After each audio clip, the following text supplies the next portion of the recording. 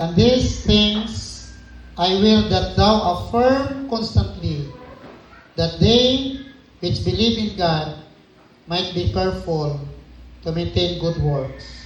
These things are good and profitable unto all men. Mag-praise at ta. Kung unsay matabang, diri nato sa diyang maghimo tanini. Si OJ, nagisgot siya, may tungod sa mga babang sa atong pagbuhat kung maayo. No? Imagine nato naklik kaya na ang mga babang. Pero kita dirita sa positive na side. O sa may makatabang, sa diyan we will be careful in maintaining good works. Sa atong gitanaw diyan, no? Something we need to understand. One, in a Christian life, God expects from us many great things. No? Ang Ginoo nagahulat siya. Doon na siya gitinguha nga pangbuhaton nato daghang mga butang sa atong kinabuhi. God expect from us many great things. So, dili lang dahil taman nga we became a Christian. God expecting so much from us being a believer in Christ. Ikaduha, something we need to understand in our Christian journey. God delights to depend many changes for Him. Na malipay ang Ginoo nga makapakita ta og daghang mga kausaban alang kaniya.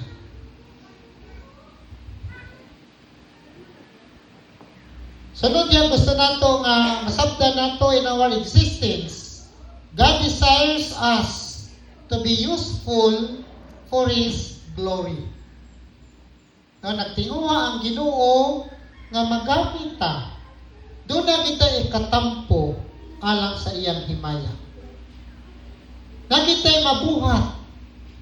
Ba? Una-una lang nato sa daghan sa mga tao o sa imong siguro nga imong kaliwat. Unya, pipilo na ninyo ang himong Kristohanon. Unya, dako kayo ministry ang pwede nimong buhaton in your family. Kung makahimo ta og ministry, ba? So God desires us to be useful for His glory. O nakalindot ani pagka-useful nato for His glory, wala kasi akansi. Doon ang yung reward ihatag sa Ginoo depende sa atong mga paghabo para sa iyaha. O in our walk with God, there are many things that can help to keep on. Daghang kaayo ang mga butang nga makatabang karon nga upadayon ka. Diba? Iya kita, we have different experiences in life. Ayahay na yun siguro, no, katong mga wala kayo within the family in being careful to maintain good work. Kung sa may dako kayo makatabang, ikatabang sa atong makanunayon nga paglakaw, no, kanunayon nga paglakaw nga tarong or maayo at tubangan sa Ginoo sa makay makatabang. How can we keep on maintaining in doing good works? What should motivate us? What would challenge us? What would push us through to keep on maintaining doing good works? Ba? Sa mga butang na gusto natong i-share, ngitata ni ba nga, na bang murag gabigan po, mga tani murag kanang palihog ko padaplin, di ba? Murag naghatag palihog ko, no? Anay mo agi, palihog ko, ano na mga murag na yung mga bati-bati sa Bible na sa ano, mga relihiyon, no? Mayon sila na kiniragid amo, may tinuod nga titukod ni Kristo kay mauni. Kasi kayo na makita nimo karon niya, madunggal po nimo nga doon ay mga pastor. Nibalhin dito, nibalik sa original, kinadaan nga pundo. Kay mao'y tinuod. Diba? Imo mga igsuon ka ha. No? Sa una nangalakad sa Ginoo, pero nangawala na. Mahakit pa ka sa pagpadayon. Dapat masiguro gyud nato o klaro gyud nato nga ako gitawag gyud sa Ginoo. Kita wala naman tayo nga na mga signs nga gitawag ko sa Ginoo. Ang Ginoo nakistorya nako samtang naglingkod ko, ang Ginoo nakistorya nako. Ano tayo mga yan anak? Samtang naglaba ko, nakita nako ang Ginoo. Samtang naghiga-higa ko, gipadanggo ko sa Ginoo. Ang importante ra gid nato diya nga nakahimo kita desisyon nga modawat ta ni Jesus Christ nga namatay, gilubong og nabanhaw samtang buhi pa ta. O nga ang atong pag-decide sa pagdawat kang Ginoong Kristo tininuod gyud to. Aron nga dili masayang ang atong pagpangabudlay alang sa Ginoo. Ang Ginoo magtawag karon sa mga tawo pinaagi sa maayong balita. Pinaagi sa sultihan nato sila sa maayong balita. O nga mo nindot kayo, nga dili kita magduha-duha. Pagpangutanan nato, kano sa amang ka nakadawat kang Ginoong Kristo nga personal nga manluluwas. Missouri that kay nundong dayon ka, kinsay gigamit sa Ginoo nga modawat ka. Kay nundong ka kaha, either asa kang dapitan bisan nidawat kang Ginoong Kristo or unsang okasyon na nidawat ka ni Ginoong Kristo. Diba? Kay daghan kayong mga tawo karon na nga pangalagad sa Ginoo pero wala pa ma-restore ang iyang relationship with Jesus Christ kay na-impluwensyahan na sila sa ilang mga ginikanan. Ako gipangutana akong mama, kano sa mayon ka nakadawat sa Ginoo, ma'am? Wala ka na ipasis ko kayo. Kanyanto, dili ka kadungog niya nga dawat ko ani. Basta lang kay gamay pa kay ni siya. Ang among lolo, grace na gyud. Kinaunan silang membro dito, grace na gyud sa ditay. Unya kay mga anak man lagi, may impluwensyahan gyud. Una usahay na yung mga lagad sa Ginoo kay na-impluwensyahan sa mga ginikanan, iyang mga amigo, iyang mga barkada. Pero nindot yung kayo nga nangalagad ka sa Ginoo, kay nakahibalo ka, nahimo kang desisyon, pagdawat ka niya nga personal manluluwas. Nimong tanawon 1 Timothy chapter 1 verse 9. 1 Timothy 1:9. No? Kaya nabalaan kasulatan ni ka sa Ginoo, muhagit na to, may mutukmod na to, muhatag na to kalikon, mapadayon ta sa pagbuhat ug maayo. Ikadua gusto natong i-share na naman dayon bersikulo, no? Makuha na, no? O. Diba? Sa daghang kayong mga tao, ikaw ibawan gyud diha, no? Ikaw ra may laing kulor. Pero pareho ra mo buhat, pareho ra mo kulor, may bawaan ba ni nang imo, di ba? O. Muna yun namin sa kadaghan, magpalahi gyud ka. Dili kay pareho ra mo. Our heart-filled perception on our uniqueness in Christ. Muna'y mo tukmod na to ba? Muna'y mo hatag na to kalig-on. Muna'y mo hagit na to, muna'y mo dasig na to. Nga mga lagad yung ko sa Ginoo, magbuhat yung ko o buhat nga mataro samtang naa ako sa kalibutan. Tungod kay tanang atong gitawag uniqueness in Christ. Klaro kayo ang atong kinasingkasing nga pangila nga lahi gyud ta tungod kang Kristo. Ba? May nindot kayo. Dili kay na mga insect karon nga mato sila sa green, mo green pong color. O ganto sila sa unsa man yung koloran ni. Papareho pong color. Di mahibawan. Mo na nga bisag asa ta kisay atong ikauban, mailhan ta nga lahi gyud ta pinaagi sa atong gipagbuhat nining kinabuhi. Galatians 5:13. Yan sa balang kasulatan nini 5:13. Lahi gyud ka. Do not compromise your faith. Do not compromise your stand according to God's will. Enjoy doing it bisag asa pa ka. Kay it would give impact Yan itong mga tao na nagtanaw nimo. Ba? So, unsa may makadasig na to, unsa may makahatag na to kaisog, our heartfelt perception on our uniqueness in Christ. Ikatulo, gusto na akong i-share. Nangita ka na ba, no? Nakampo na ba ka nga nakaluhod? Ha? Many times. Kampo na ba ka nga, grabe hindi mo, ako, kasaray ko kampo nga, grabe inampuhay din ako, galuha-luha, kasi po sipon ko, katong pag-COVID yun. Yun ko kalimot, bisa ko sa kalima yun ko.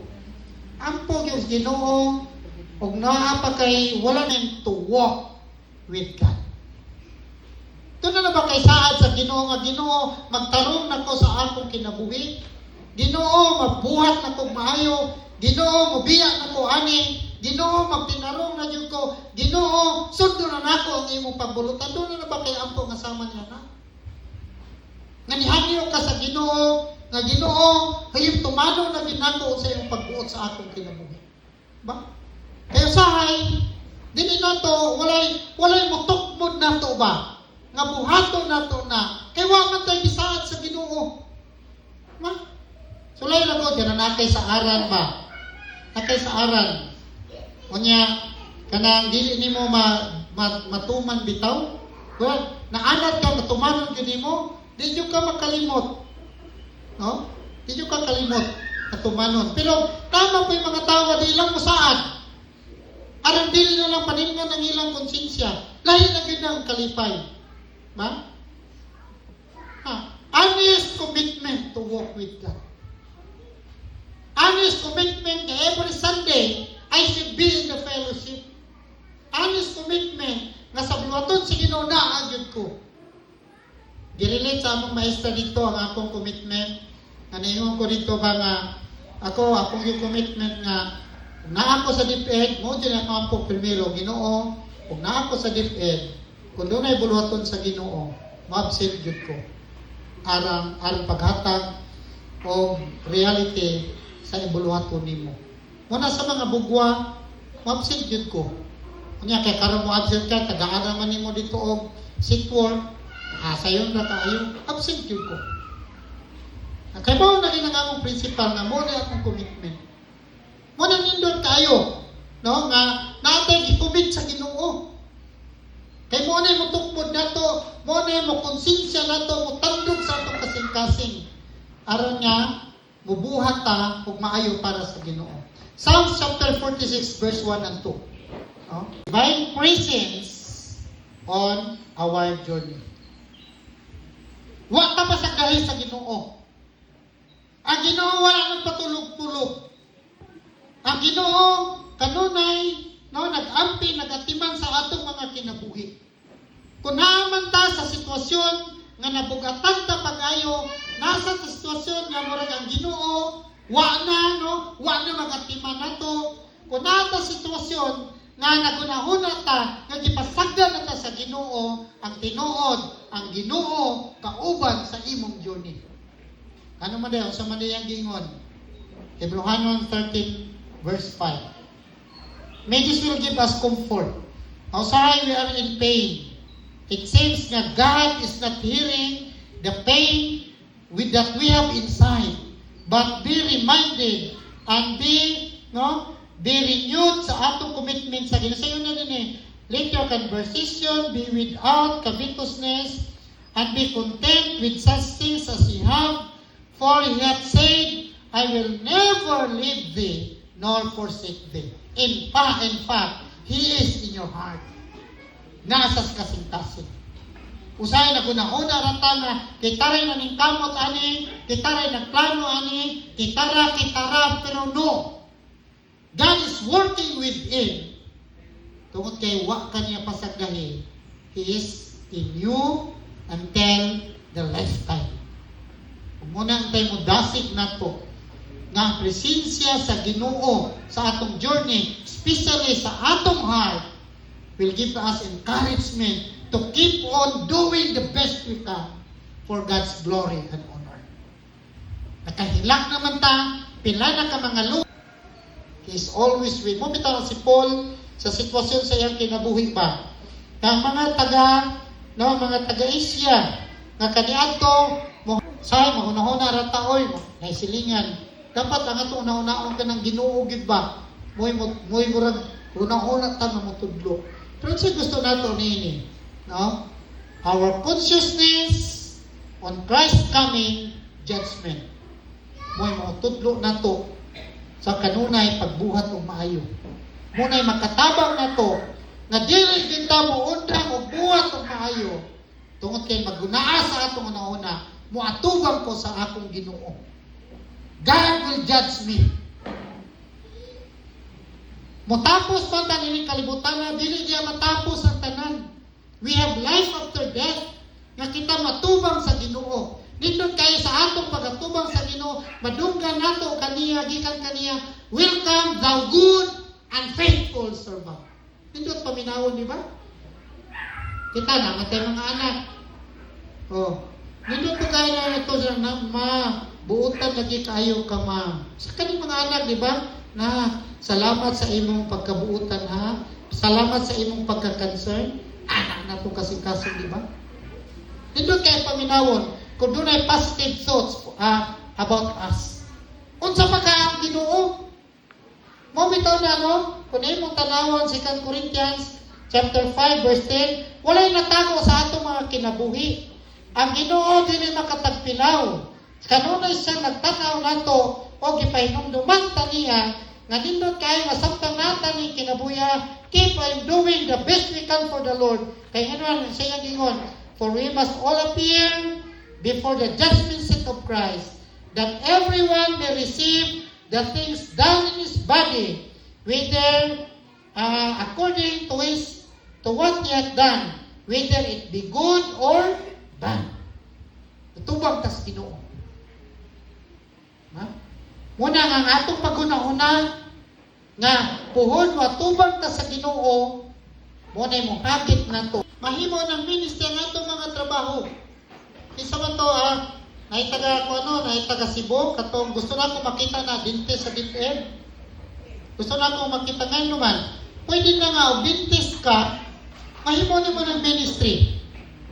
Kasi tawag kanang modawat sa mga mangutana, sa tawag Saya na lang. Check up.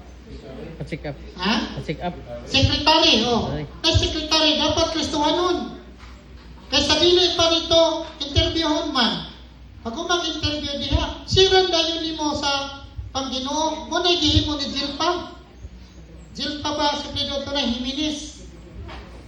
Ha? Rubilios. Kanang iyang mga dugay kay mahuman.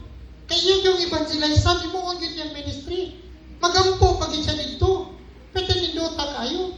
Bisag unsa man ang atong status, pwede makahimo tag ministry. Pero gusto na ko share, our great desire to be a helpmate in the ministry. Ang atong dako nga tiguha nga mahimo tang galamiton nga makatampo ta sa buluhaton sa Ginoo. Ba? Muna nga asa man ta libutang sa Ginoo. Maningkamot ta nga we can minister for Christ.